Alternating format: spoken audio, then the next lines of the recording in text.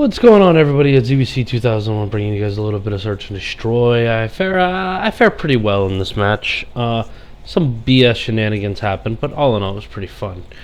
I was surfing on the net, and I found probably one of the coolest things ever. The Super Camera. It can take a gigapixel picture. That is insane. Holy cow. A gigapit picture. Wow. What it is 98 identical micro cameras in unison, each armed with a set of optics and a 14 megapixel sensor, and they're all peering through a single spherical lens. And the detail on this is so amazing that you can see, like, the picture that they have up here, you can like almost read a sign that's halfway across town, or see people standing on freaking buildings. It's insane. It really is. It's wild.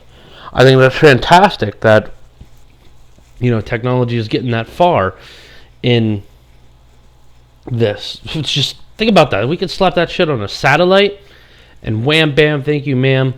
We could see everything. Then, in other stuff, this was a couple of days ago. I saw this. A giant mushroom cloud forms over Beijing, and it wasn't like a mushroom cloud like we're thinking. It's a mushroom cloud, like a cloud shaped like a mushroom, like an explosion, but it's not. It's really weird. It's actually really cool. The pictures that they got. They have a video of it, and it looks awesome. It was last Thursday that it happened.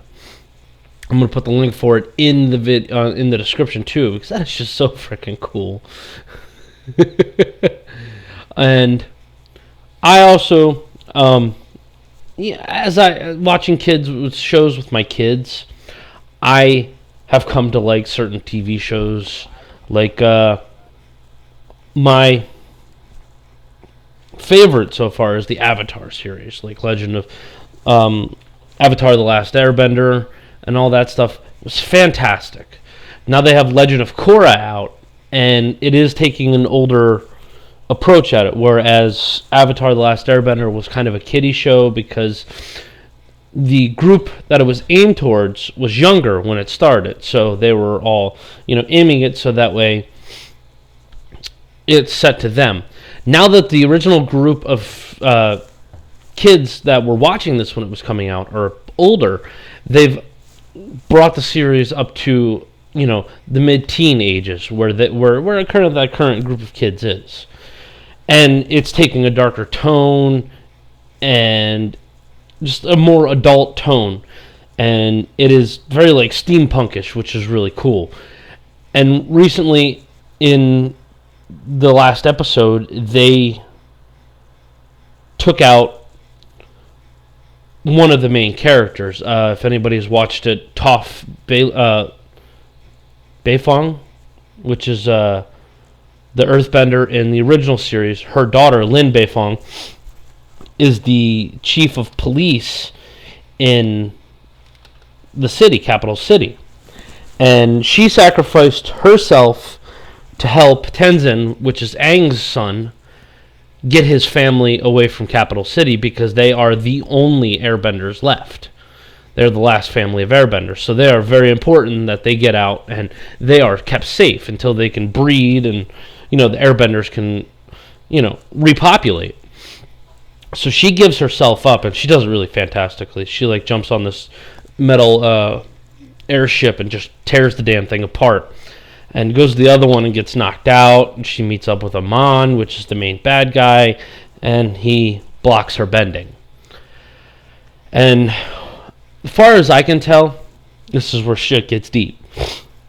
When Aang took away the Fire Lord's bending, he did not block it. He just stripped him of his bending. He bent his spirit to where he can't bend anymore. Now, Amon, what looks like Amon is doing is he is blocking their chi.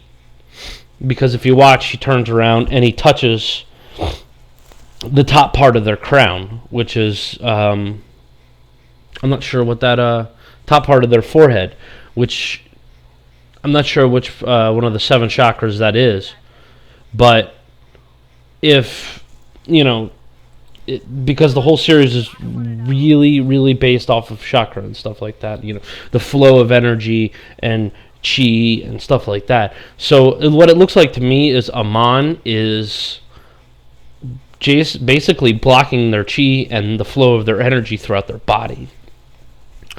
And that's pretty wild. I mean, it's a neat way to block, stop bending, but it's like, that's not completely irreversible. I mean, technically, you could unblock your chi flow,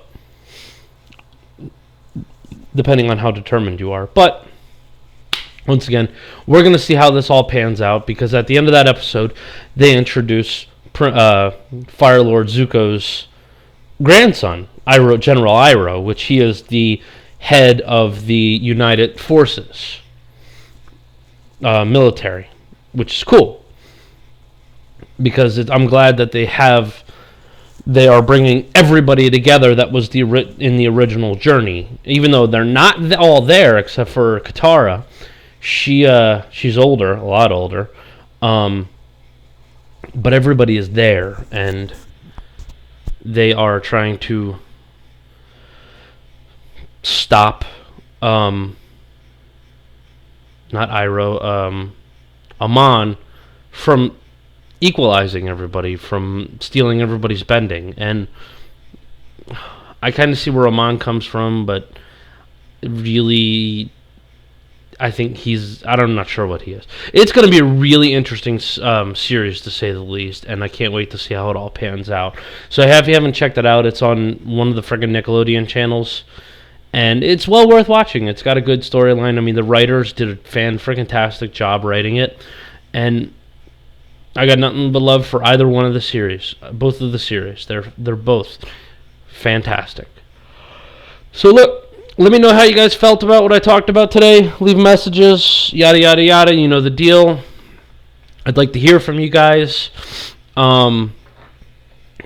Here very soon, I have to do the last bit of Dead Space, and I'm sorry I've been kind of slacking on that. It's just ever since the loss of all the audio on the original recording, I kind of lost my momentum on it, and now it's kind of like, I don't want to do this, but I want to do this, but I don't want to do this, but I'm going to do this because I need to put this out so that way you guys can enjoy it. So bear with me. I don't mean to sound bored. It's just how everything kind of pans out right now because of just the way it happened.